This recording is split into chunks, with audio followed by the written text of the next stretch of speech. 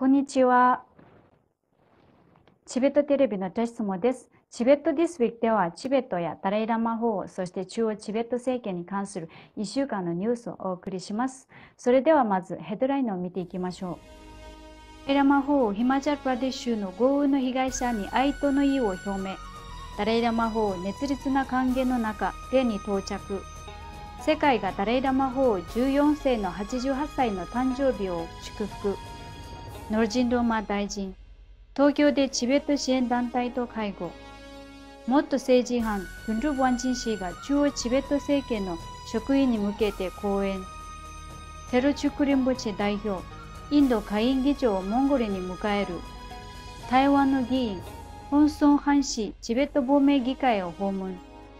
国会議員代表団、ヨーロッパでのチベット擁護活動を終了。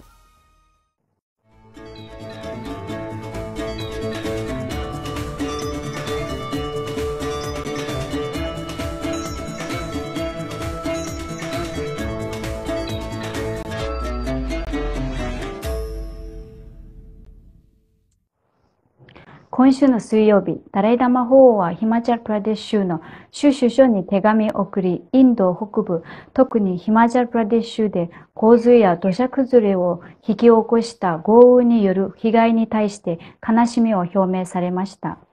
ヒマチャルプラデシュ州の人々との連帯の印として、ダライラマ信託は救援支援活動のための寄付を行っています。今週火曜日の朝、ダライラマ法王はデリーから飛行機でレーに到着されました。空港でラダック仏教協会の指導者であるセリンボチェ、ダグルンマットルリンボチェ、ダグルンセトルリンボチェ、ジャドリンボチェ、ルパカムダクリンボチェ、およびラダック自治参観開発会議の最高責任者タシ・ギャルツェン氏、国会議員のジャミア・ツリン・ナムギャル氏、チベット人居住区のトゥンルプラ氏代表官によって出迎えられました。ラダックでの1ヶ月間の滞在中、法王はラダック仏教協会とラダック軍馬協会の要望により、7月21日から23日の3日間の朝、チョグラムサル近くのシワツェルティーチンググラウンドで法話を説かれる予定です。ダライラマ法王の88歳の誕生日を祝うため、中央チベット政権を中心とするチベット人たちがスグラ館の中庭に集まり、今年最大の祝賀行事が行われました。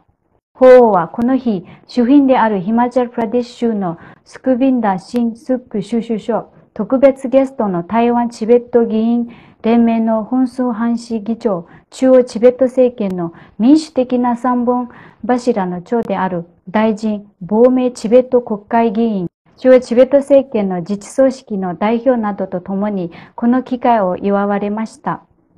ダライラマ法王は演説され、障害を通じて他者を助けることに献身してきたことを分かち合い、他者を助ける必要性を強調されました。主賓であるヒマチャルプラデシュ州のスクビンダーシン・スック州首相は、ダライラマ法王の88歳の誕生日に、法王を平和と慈悲の象徴、愛と巨大愛の使者と呼び、法王の障害はすべての人にインスピレーションを与えるものであると述べ、法王に賛辞を送りました。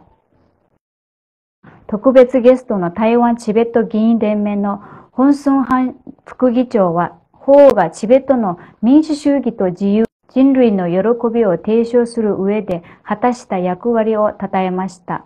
ペンバツリン出席大臣とケンポソナムテンペル議長が、それぞれチベット中央政府内閣と亡命チベット議会からの声明を発表しました。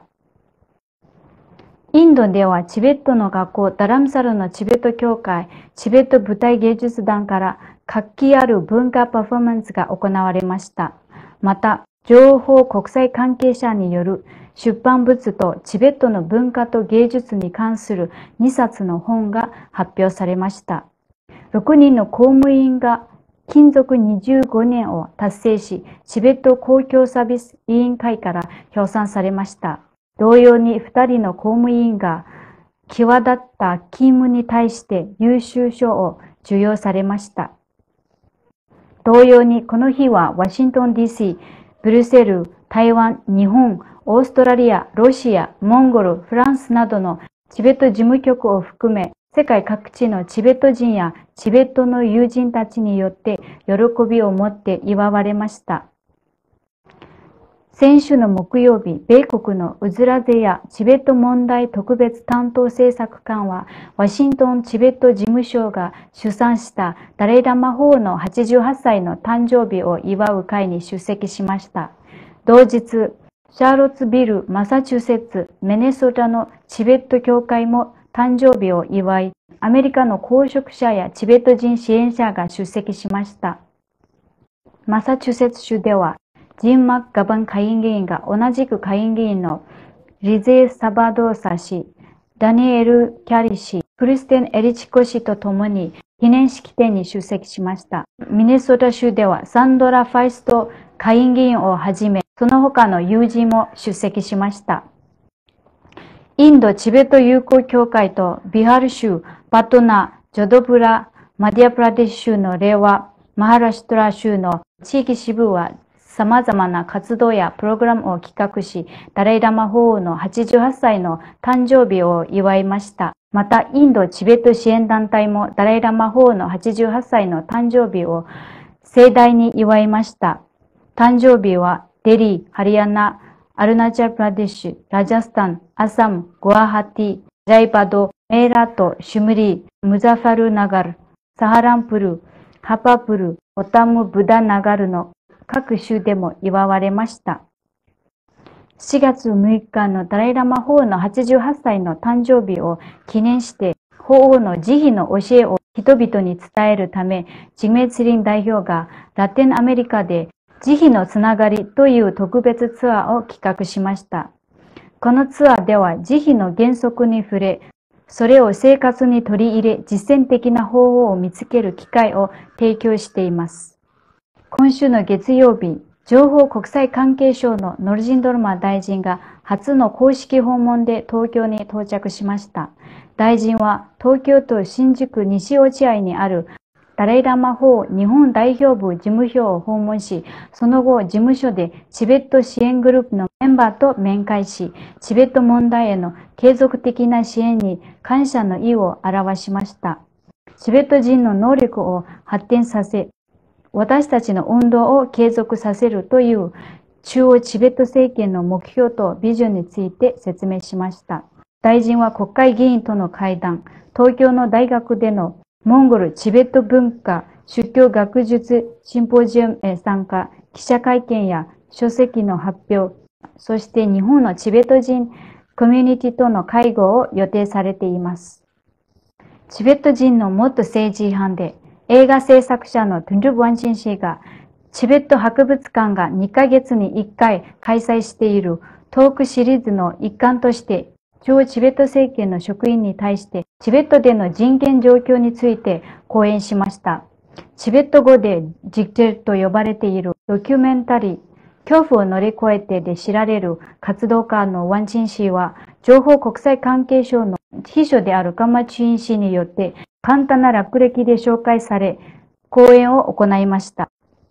講演の中で2008年の逮捕に続く屈闘を振り返り、中国人民共和国によるチベットでの人権侵害を強く主張しました。ワンチン氏は議長のケンポ・ソナンテンペ氏と公安省のギャリロマ大臣とも会見しました。ロクサバと呼ばれるインドの下院のシュリオン・ビルラ名誉議長がモンゴルを公式訪問中、ウランバットルの中央仏教寺院ガンデティチンリン寺を表敬訪問しました。ダレイ・ラマ法王のモンゴル、ロシア、独立国家共同体諸国の代表であるテル・トゥルクリンブチェは授賞式でシュリオン・ビルラ議長と面会し、レンボチェはインド駐モンゴル大使のシュリ・エンピーシンから議長に紹介されました。台湾の国会議員、ホンソンハン氏は7月4日、チベット亡命議会を訪問し、ケンポ・ソナムテンペル議長とドルマツリン・ティーカン副議長と会談しました。会談では、中国政府が政治的利益のために誤った情報を流していることについて話し合われました。また台湾とチベットの関係強化の必要性、台湾や他の民主主義国の議員がチベット問題に関する国際議員のネットワークにも参加する必要性について話し合われました。チベット議会の代表団であるケンプ・ジャンペルテンジン氏、ロペン・トゥテンギャルテン氏、ドジェセテン氏は今週の月曜日、ヨーロッパでの公式なチベット擁護ツアーを成功裏に終えました。チベットの議員たちはドイツのベルリンで政府機関や非政府組織に対してチベットの支援を訴え、またチベットの議員たちはジュネーブのチベット事務局代表団であるチネ・チョキ氏、チベットコミュニティの副会長、ICT ドイツ事務局長のカイミューラ氏、ドイツチベット支援グループの会長であるテゼン・ゾクバワ氏らと共にダレイ・ダマホーの88歳の誕生日を祝うイベントに参加しました。ツアー最終日にはチベット議会の代表団がフリードリヒ・ナウマン財団を訪れ、国際課副代表のマリア・オルフ氏、アジア課長のチャールズ・デュー・ビナージュ氏及びスタッフと会談しました。彼らはフリードリヒ・ノーマン財団の活動とチベット議会の取り組みについて意見を交換し、交流を深めました。それで今週のニュースは以上です。チベットテレビをご覧いただきありがとうございました。